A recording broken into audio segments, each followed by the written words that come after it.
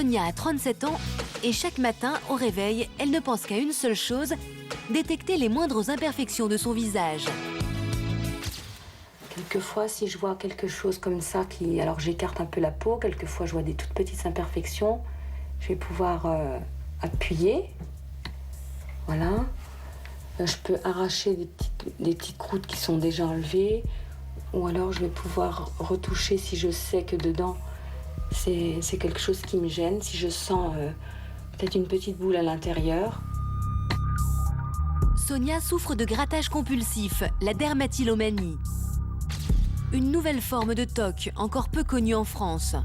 Le gratteur compulsif s'imagine des imperfections sur sa peau et éprouve le besoin irrépressible de se gratter jusqu'à se l'arracher plusieurs fois par jour.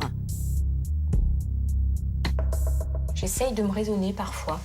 Je lutte plusieurs fois, je lutte et je me dis mais arrête-toi, t'es en train de faire un malheur. Je sais très bien que je vais me culpabiliser après, mais ça fait rien.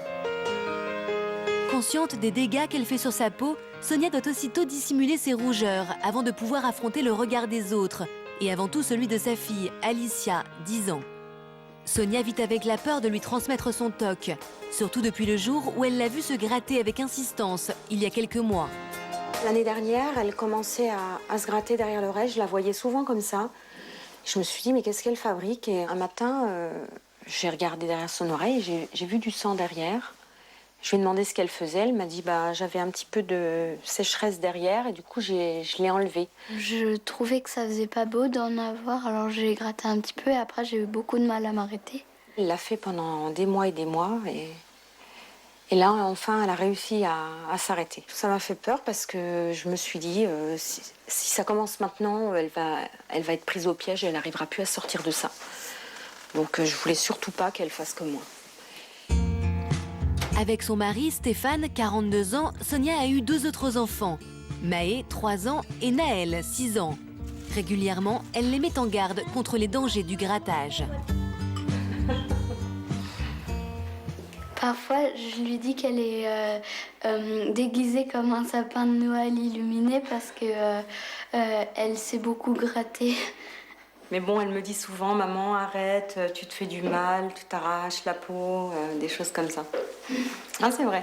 T'aimes pas quand je le fais? Non. Maman, elle a déjà dit, il faut faire attention de ne pas vous arracher des petites croûtes quand vous tombez ou vous faites mal, parce qu'après, enfin, c'est pas obligé, mais ça peut arriver qu'on continue à se gratter après. Maman, elle voudrait pas que vous fassiez ça.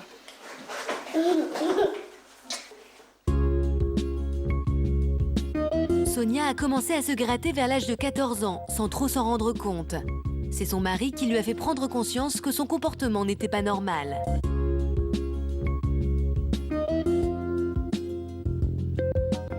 Quand je l'ai rencontrée, elle était toujours maquillée, toujours bien préparée, coquette.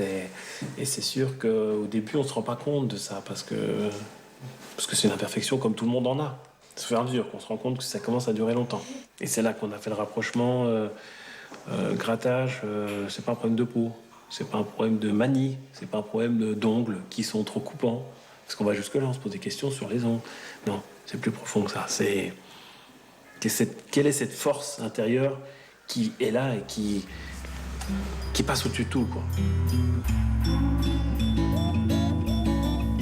J'avais énormément peur que Stéphane parte parce que je me disais, il va se lasser de mon problème. Il va en avoir marre de me dire sans cesse « Arrête, tu te fais du mal ». Et j'étais convaincue qu'un jour ou l'autre, il me quitterait. Oui, ça fait mal. Ça fait très mal. Ça met des tensions, évidemment, parce qu'on veut s'en sortir. Et c'est énervant. C'est quelque chose qui pèse au quotidien. Sonia vient d'entamer une thérapie pour se débarrasser de son TOC. Elle a rendez-vous avec son psychiatre à Strasbourg, à une demi-heure de route. Mais à chaque fois qu'elle est en voiture, son TOC est incontrôlable.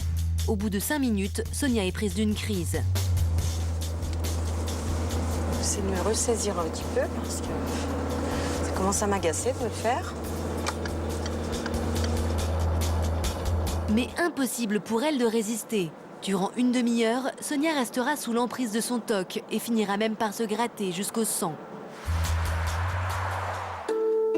Dernière retouche avant de sortir de la voiture. Comme toujours, Sonia se remaquille pour camoufler ses plaies. Faut pas rêver, hein, on va pas faire de miracle, mais... Venez, je vous en prie. Sonia a rendez-vous plusieurs fois par semaine avec Olivier Gosselin, un psychiatre qui pratique la thérapie comportementale et cognitive. Est-ce que vous avez parfaitement fait les exercices, Sonia? Alors, à la maison, j'ai essayé.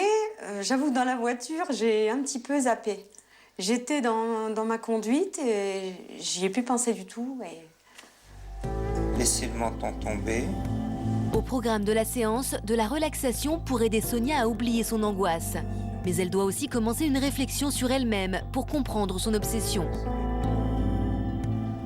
Vous avez deux problèmes. Vous avez le TOC, mais vous avez un doute aussi sur l'estime de vous-même. Donc il s'agit de rétablir les deux de concert. Vous réaffirmer en tant que femme bien et combattre votre TOC en même temps.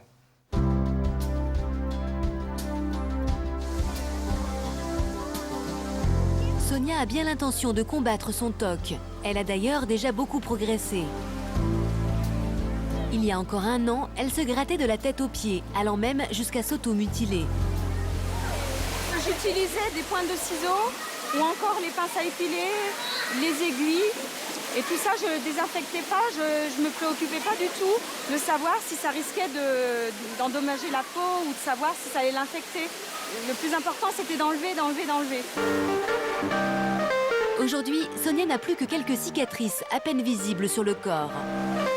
Je me sens beaucoup plus à l'aise devant les gens, je me sens beaucoup moins complexée. C'est super, on en profite, hein. Sonia a bon espoir de pouvoir un jour se regarder normalement dans le miroir et de donner le bon exemple à ses enfants.